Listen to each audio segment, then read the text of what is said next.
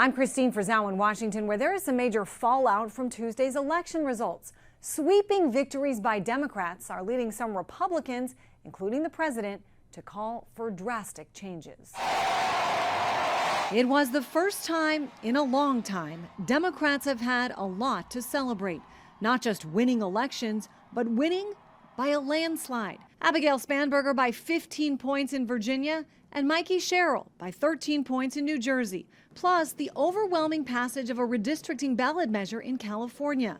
Some Republicans downplaying what the victories might mean. What happened last night was blue states and blue cities voted blue, and no one should read too much into last night's election results. President Trump, though, with a slightly different take. I don't think it was good for Republicans. I think if you read the pollsters, the shutdown was a big factor, negative for the Republicans. Pollster Scott Rasmussen seems to agree. When we first polled on this in the earliest days of the shutdown, hardly anybody noticed anything was going on.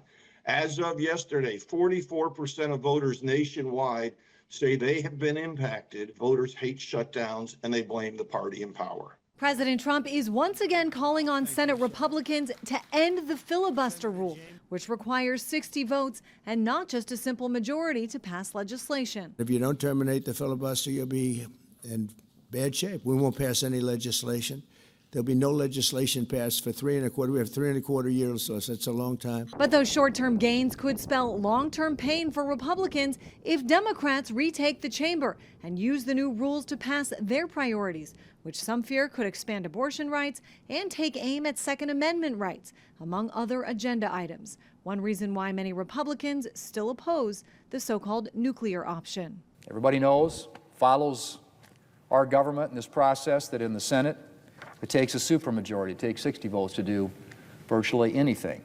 Exit polling found economic issues were the most important issues for voters. Some Republicans say if they focus more on bringing down costs, they could fare much better in next year's midterm elections.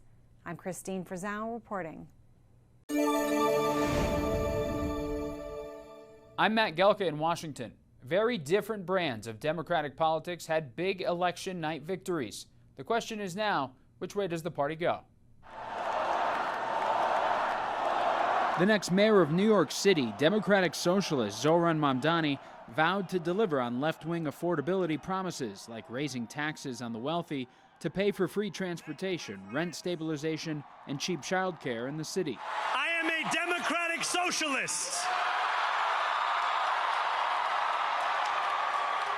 And most damning of all, I refuse to apologize for any of this. Mamdani's unapologetic socialist views have already made him a target of President Trump.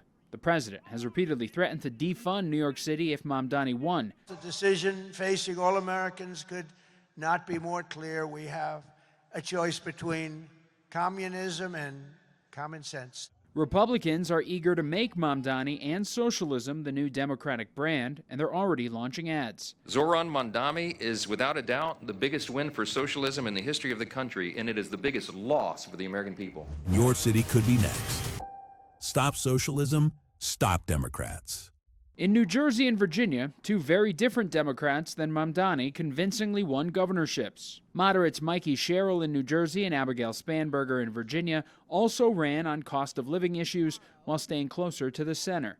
The affordability message seems to be the new way for Democrats, but the party might have a problem picking between Democratic Socialist positions or the views of the establishment heading into the 2026 midterms. No great secret. Of course there's an establishment, and of course there's a division within the Democratic Party. The issue that he has stressed is being stressed by Democrats across the country, from one end of America to the other, the high costs that the Trump administration is imposing on us. When New Yorkers were asked in exit polling if they considered themselves Democratic Socialists, 69% said no, including almost 40% who voted for Mamdani. Reporting in Washington, I'm Matt Gelka. I am Muslim. I am a Democratic Socialist. And most damning of all, I refuse to apologize for any of this. After wins from far-left Democratic and Socialist candidates, there are growing concerns the Democrat Party has taken a major turn that will cause wide divisions and perhaps even big defeat for the party in the midterms. And joining us to discuss is president of RMG Research, pollster and analyst Scott Rasmussen. Scott, thanks so much for joining us this morning. We appreciate it. First of all, your thoughts overall about what happened last night. What does this mean also for the Democratic Party, do you think, moving forward? Well, Jan, it's good to see you. And what happened last night, obviously, just it was a good night for the Democrats. No matter how else you want to talk about it, they won all the key races. But they are going to be the races aren't as decisive as you want to think, as some people want them to be. The reality is only about 1 out of 9 New Yorkers voted for Mamdani.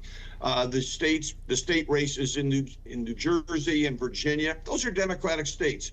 So it was a good night. The Democrats outperformed expectations a little bit, especially in New Jersey. And we also have to remember that these kinds of races, low turnout off-year races, are dominated by groups who typically vote Democratic, especially people with a postgraduate degree. Also, we have a historic government shutdown. How much did that play into a voter's decision yesterday? You know, especially in Virginia, it likely had an impact because so many federal workers are affected by it. But also the impact across the nation is growing. When we first polled on this in the earliest days of the shutdown, hardly anybody noticed anything was going on. As of yesterday, 44% of voters nationwide say they have been impacted by the shutdown, at least to some degree. 16%, so 1 out of 6 voters say they've been impacted a lot. We're starting to see the impact in flight delays and other things, and I think those numbers will keep going up. And yes, voters hate shutdowns, and they blame the party in power. Let's take a closer look at some of the numbers in New York City. You talked about Mamdani a little bit. Yeah. A little bit more than 1 million voters actually turned out for him there, but there's 9 million people in New York City. Here's the numbers. He did win 50.4%, so even if you combine Andrew Cuomo and Curtis Sliwa in this particular case here, he still would have won. However, when you look at the percentages here, you know, you're talking about less than 15% of New Yorkers are actually choosing this person to run the city there. What was your thoughts about this race? You know, this whole race, reading about it, has just made me roll my eyes all the time. First of all, why did Mamdani win? Well, partly because he ran a good campaign. Partly in the general election because Andrew Cuomo was his primary opponent, a deeply flawed and deeply despised candidate. You would have won against Andrew Cuomo. So there's a... Well, thank you. But so, look, there's a divide in the Democratic Party. The divide has been there for a long time. In our polling, we continually poll to understand this divide. You know, on the Republican side, there's the MAGA versus traditional Republicans divide. The MAGA voters clearly are dominant on the Republican side. But in the Democrats, there's the moderate, there's the Chuck Schumer wing, the old school Democrats, and then there's the new rising progressive Democrats. And those two, the party is evenly divided between them. It's a fight that is going to keep playing out for years. So then what do you do if you're a Democrat? Well, if you're a Democrat, what you do is you run somebody like Mamdani in New York City, and you run somebody who is far more moderate if you're trying to win a purple district or a purple state race. And that's where the problem comes in, because the progressive base really believes that the reason they're losing is because their candidates aren't progressive enough. You know, I live in Texas. If you try to run a very progressive candidate in Texas, you're not going to do all that well. It's just not going to work. No, and the question becomes, will this now help Republicans in the midterms because you have such a fractured Democratic Party? To some degree, but James Carville said it in 1992, and it's still true today. It's the economy, stupid. Yeah. The most important factor in determining how the midterms will turn out is going to be the economy next year. Right now, 31% of voters say their finances are getting better, 31% worse. Those aren't great numbers. They're better than they were a year ago. Correct. But what matters is next year. Yeah, and will Mamdani's, what he wants to propose, will his policies have had that effect early enough before the midterms for folks to realize that it's, you know, not working? So that's also the question too, don't you think? I think absolutely. The Republicans will do everything within their power to raise up Mamdani and his voice and present him as the face of the Democratic Party, because in large segments of the country it won't work. But, you know, some of what people fear has already happened. There are more banker jobs in Texas than there are in New York these days. Yeah. There has been an exodus from the city for a long time. I expect it will continue and maybe accelerate a little bit. The big headline this morning I'm seeing, Wall Street headed to Texas. Yeah. New York will never be the same. All right, RMG Research President, pollster, and analyst Scott Rasmussen, thanks for joining us. We appreciate it. Thank you.